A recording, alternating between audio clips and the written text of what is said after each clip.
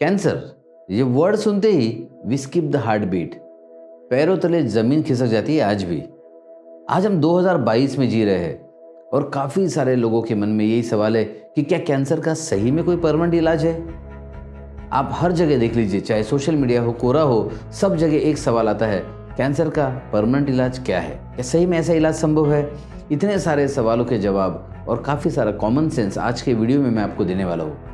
तो इस वीडियो को अंत तक ज़रूर देखिएगा, क्योंकि हम देख रहे हैं कि कैंसर के केसेस बढ़ते ही जा रहे हैं और इतना सारा रिसर्च होने के बावजूद इस पर हम लगाम नहीं कस पा रहे हैं। क्या है इसका कारण और क्या है इसका समाधान? तो इस वीडियो के अंत तक आपको ये सारी बातों की जानकारी मिल जाएगी, तो आखिर तक इस वीडियो में ज़रूर बने रहिएगा।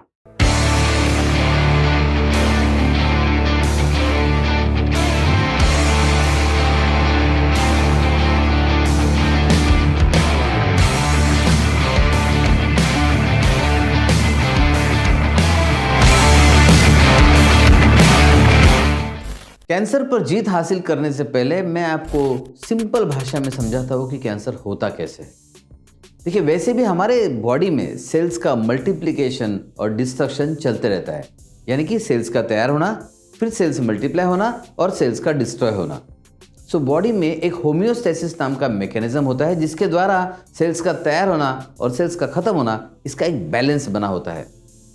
कुछ केसेस में किसी कारणवश सेल्स का मल्टीप्लिकेशन बढ़ जाता है या फिर किसी दूसरे कारण में डिस्ट्रक्शन कम हो जाता है। सो शरीर में जब ये मल्टीप्लिकेशन और डिस्ट्रक्शन का सिलसिला शुरू होता है, ये बैलेंस में अगर रहे तो सारा का सारा जो अंदर का सिस्टम है नॉर्मल होता है।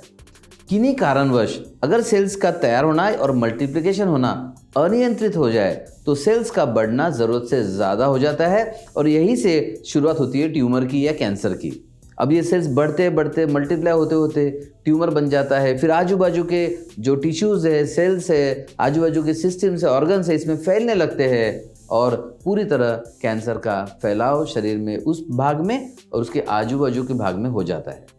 सो आमतौर पर अंदरूनी तौर पर देखा जाए तो कैंसर एक तो होता है अनियंत्रित ग्रोथ होना सेल्स का, दूसरा डिस्ट्रक्शन समाप्त होना या दोनों का इम्बैलेंस होना। तो सेल का अनकंट्रोल्ड मल्टीप्लिकेशन ये कैंसर का मूल कारण है, मूल अंदरूनी कारण है। जैसे कि मैंने अभी आपको बताया कि कैंसर का मतलब होता है सेल्स का अनियंत्रित मल्टीप्लिकेशन। इसी तरह से कैंसर के केसेस भी दुनिया में मानो मल्टीप्लाई हो रहे हैं। आप देखेंगे तो दुनिया भर में कैंसर के केसेस बढ़ते जा रहे हैं। हर एक देश और WHO दोनों के लिए कैंसर एक बहुत बड़ा चैलेंज भरकर सामने आया है। अगर आप मौत का कारण देखें तो वर्ल्ड लेवल पर, दुनिया के लेवल पर दूसरा सबसे महत्वपूर्ण कारण बन चुका है कैंसर लोगों की मौत का। क्यों कैंसर इतना बढ़ रहा है, ये जानने के लिए थोड़ा और डीपली जाकर स्टैटिस्टिक्स देखते हैं। क्यों स्टैटिस्टिक्स कहते हैं, रिपोर्ट से कहते हैं कि हर 6 मौत में से 1 मौत तो सिर्फ कैंसर की वजह से है। 2018 WHO का रिपोर्ट अगर देखते हैं तो 90 लाख मौत के पीछे कैंसर ये कारण सामने आया है। केसेस ऐसे ही बढ़ते गए और अभी 2021 में और आंकड़े और भयावह हो चुके हैं। तो अब मैं आपको 2021 के लेटेस्ट आंकड़े देता हूँ। WHO के रिपोर्ट के अनुसार breast cancer 22 lakh cases, lung cancer 21 lakh cases, colon and rectum गुदा द्वार cancer 19 lakh cases, prostate cancer 14 lakh cases, skin cancer 12 lakh, stomach cancer 10 lakh cases और इसके अलावा अभी तो हमने ब्रेन ट्यूमर, ब्रेन कैंसर, आंखों के प्रॉब्लम्स ये तो पकड़ा ही नहीं, तो अदर्स ऐसे और 20 से 25 लाख केसेस, यानी कि कैंसर के केसेस 1 करोड़ से आगे बढ़ चुके हैं और एक भयावह रूप से पूरे दुनिया पर छा रहा है कैंसर। आप देखेंगे कि जो मेंस है, जो पुरुष है, इनमें ज़्यादा पाया जाता है lung cancer, prostate cancer, colorectal cancer, stomach cancer और लीवर कैंसर। और स्त्रियों में ज़्यादा मात्रा में पाया जाने वाला कैंसर है breast cancer, colorectal cancer, lung cancer, cervix का cancer, cervical cancer and thyroid cancer. So इस तरह से आप देखेंगे कि कैंसर तो दोनों को बराबर असर कर रहा है और बड़ी तेज़ी से बढ़ते जा रहा है। इतने तेजी से बढ़ता हुआ कैंसर देखकर, आंकड़े देखकर तो आप भी चौंक गए होंगे। तो चलिए जानते हैं कि कैंसर होता क्यों है। जड़ तक पहुंचना जरूरी है, इसके लिए कैंसर के कारणों को जानना जरूरी है। आमतौर पर लोगों को और लोग जहां ढूंढते हैं गूगल पर, यही चीज़ें लिखी होती है कि टोबैको, स्मोकिंग, तंबाकू के और कोई प्रकार है खाने का, जो गुटखा खाते हैं लोग, तो इस तरह के कारणों से कैंसर होता है, ये शायद सबको ज़्यादा मालूम हो चुका है, ज़रूरत से ज़्यादा। लेकिन ये सच्चाई नहीं है। अब आप कहेंगे सर फिर टोबैको से या स्मोकिंग से कैंसर नहीं होता? होता है, लेकिन यही इकलौता कारण है, ये सच्चाई नहीं है। तो चलिए आज मैं थोड़ा सा और डीप लेकर जाता हूँ आपको कि कैंसर के मूल कारण क्या है, कैंसर के जो एक्चुअल वास्तविक कारण क्या है। तो कैंसर के कारणों को दो भागों में बांटा जा सकता है। एक होता है मूल कारण, यानी कि रूट कॉज, यानी कि जनरली वो हमारे अंदर होते हैं। सो ये है मूल कारण। और दूसरे आते हैं ट्रिगर फैक्टर्स। अब देखिए, इसे समझाने के लिए एक उदाहरण लेता हूँ। एक माचिस है, मैच बॉक्स। अब मैच बॉक्स अपने आप में आग तैयार नहीं कर सकती, इसे मैच स्टिक चाहिए, एक माचिस की तीली चाहिए। अब माचिस की तीली भी अपने आप में आग को तैयार नहीं कर सकती। तो दोनों में वो काबिलियत है, लेकिन दोनों इकलौता इस आग को तैयार नहीं कर सकते। वैसे ही ये दो तरह के कारणों को दोनों को रहना ज़रूरी है उस कैंसर जैसी बीमारी को तैयार करने के लिए। तो एक एक करके आगे बढ़ते हैं। सबसे पहला महत्वपूर्ण कारण जो कुछ लोग जानते हैं और जो नहीं जानते उनके लिए तो बहुत महत्वपूर्ण रहेगा ये जानना, जेनेटिक कारण। जी हाँ, कैंसर में जेनेटिक म्यूटेशन होता है।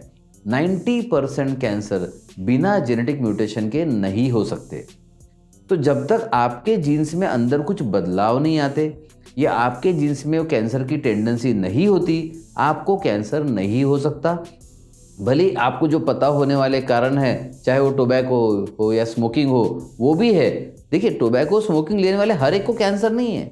आप देखेंगे भारत जैसे देश में या दुनिया में इतना ज़्यादा मात्रा में सेवन होता है, वैसे तो आधे भारत को कैंसर होना चाहिए, तो ऐसे नहीं होता। तो देखिए, ये माचिस की तीली अगर है तो उसके साथ में जेनेटिक टेंडेंसी या जेनेटिक म्यूटेशन, कोई ना कोई जेनेटिक फैक्टर रहना बहुत ज़रूरी है कैंसर को तैयार करने के लिए। दूसरा इंपॉर्टेंट जो कारण आता है, अगेन माइंड के साथ जोड़ूंगा मैं इसे, बिकॉज ये एक साइंस है, अपने आप में अलग साइंस है, साइकोजीनोमिक्स। देखिए, जीन्स में बदलाव ये कैंसर का महत्वपूर्ण कारण है। और जीन्स में बदलाव करने के लिए क्या कारण है? तो है साइकोजीनोमिक्स, मीन्स माइंड। तो माइंड भी बहुत महत्वपूर्ण रोल अदा करता है।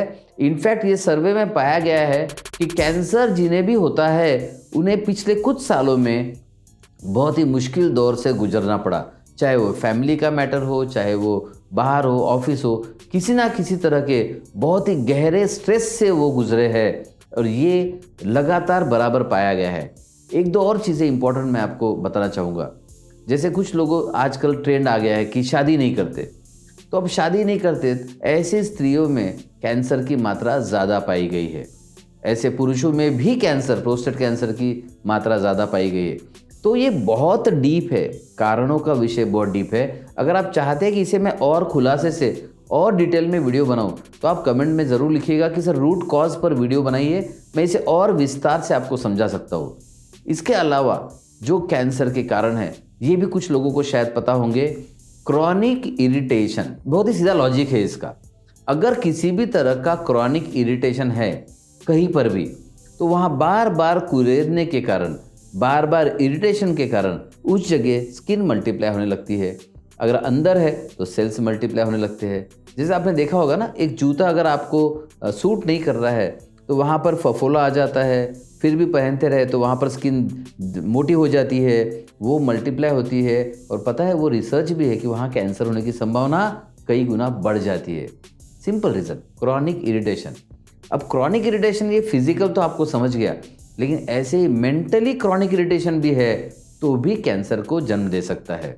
ट्रॉमा, मेंटल स्ट्रेस, किसी तरह का बहुत गहरा मेंटल शॉक, गहरा दुख और स्ट्रेस अगर बहुत ज़्यादा मात्रा में है या सडनली आया है, तो वो अंदर के सिस्टम को पूरा डिस्टर्ब कर सकता है और सेल्स को मल्टीप्लाई तुरंत में करवा सकता है।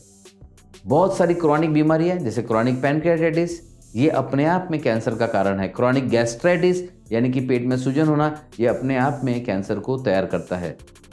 ये हो गए मूल कारण, अंदरूनी कारण। अभी इनको जो ट्रिगर करते हैं वो ट्रिगर के कारण ये जनरली बाहरी होते हैं और कुछ कुछ ट्रिगर के कारण माइंड के द्वारा आ सकते हैं, जैसे मैं आपको एक्सप्लेन कर चुका हूँ। अब ये ट्रिगर फैक्टर्स वो फैक्टर्स है जिनको आमतौर पर कैंसर का मुख्य कारण माना जाता है और ये सबसे बड़ी गलती है। इसी कारण सिर्फ ट्रिगर फैक्टर पर ध्यान देने के कारण हम कैंसर पर जीत हासिल नहीं कर पा रहे। मैं इसे फिर से जोर देकर कहना चाहूँगा कि अगर आपको कैंसर पर जीत हासिल करनी है तो जो मूल कारण है, रूट कॉजेस है, उन पर ध्यान देना शुरू कीजिए। लेकिन फिर भी ट्रिगर कारण भी जानना ज़रूरी है। तो ट्रिगर कारण में आते हैं हमारी आदतें।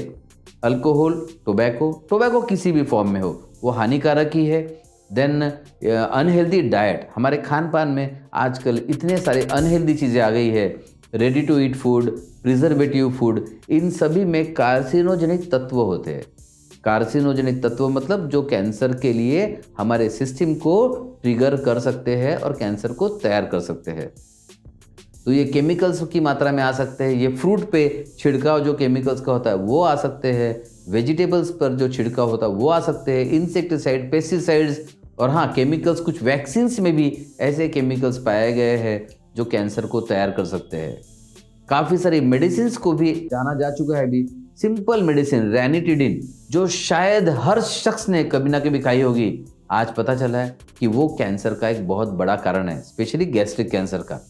तो ऐसे बहुत सारी मेडिसिन है जो कैंसर का तैयार कर सकती है। इसलिए एक बात मैं यहाँ रिपीट करना चाहूँगा आपके लिए कि कम से कम दवाइयाँ खाना है। कुछ लोगों को बहुत सारी दवाइयाँ खाने का बहुत सारा शौक होता है, हर चीज़ पर दवाई खाते हैं, हर चीज़ पर मेडिकल स्टोर्स में जाकर दवाई लेके आते हैं। ये ऐसा तो नहीं कि आप मेडिकल सोर्स पर जाकर कैंसर का कारण लेकर आ रहे हैं, तो ये भी ज़रूर वॉच रखिएगा। इसके बाद आते हैं वायरसेस। हाँ, कुछ वायरसेस ऐसे हैं जिन्हें लेबल किया जा चुका है कि ये कैंसर का एक बड़ा महत्वपूर्ण कारण है। जैसे एक होता है HP वायरस यानी कि हेलिकोबैक्टर पाइलोरी वायरस। ये गैस्ट्रिक कैंसर यानी कि पेट के कैंसर का एक बहुत ही महत्वपूर्ण कारण माना गया है। इसके अलावा EP वायरस यानी कि ईप्स्टीन बार वायरस, साथ में hepatitis C, hepatitis B virus, ये लीवर के कैंसर के लिए बहुत ही ज़्यादा खतरनाक वायरस होते हैं ये, जो लीवर का कैंसर तैयार करते हैं। इसके साथ ही HIV वायरस, HPV वायरस, ये भी कैंसर को तैयार कर सकते हैं। स्पेशली HPV पर तो पूरी दुनिया में मुहिम शुरू है कि इसके लिए वैक्सीन लिया जाए ताकि सर्विक्स का कैंसर यानी कि सर्वाइकल कैंसर को कम किया जा सके। इसी के साथ एयर पोल्यूशन, वाटर पोल्यूशन, ऐसे बहुत सारे फैक्टर्स है जो ट्रिगर का काम कर सकते हैं। लेकिन फिर से एक बार मैं आपका ध्यान चाहूँगा रूट कॉजेज़ की तरफ। ज़्यादा ज़रूरी है रूट कॉजेज़ को समझना, रूट कॉजेज़ को ध्यान देना। तो मुझे लगता है कि कॉजेज़ के बारे में आज आपके मानसिकता में, सोच में थोड़ा सा बदलाव हुआ होगा और मैं इस पर डिटेल वीडियो बनाना चाहूँगा। अगर आप चाहते हैं तो ज़रूर लिखिएगा, इस पर एक डिटेल वीडियो बनाकर आपके समक्ष प्रस्तुत करने में मुझे बड़ा हर्ष होगा। मुझे पता है उसके बाद आप कैंसर पर जीत हासिल कर सकते हो। इससे भी ज़्यादा डिटेल्स में अगर जानकारी चाहिए तो डिस्क्रिप्शन में लिंक दी गई है। डिस्क्रिप्शन में जाकर उस लिंक पर क्लिक करके बाकी वीडियोस देख सकते हैं, बाकी पूरी जानकारी हासिल कर सकते हैं। ऐसे ही इंपॉर्टेंट इन्फॉर्मेशन आप लोगों तक पहुंचाना हमारी जिम्मेदारी है।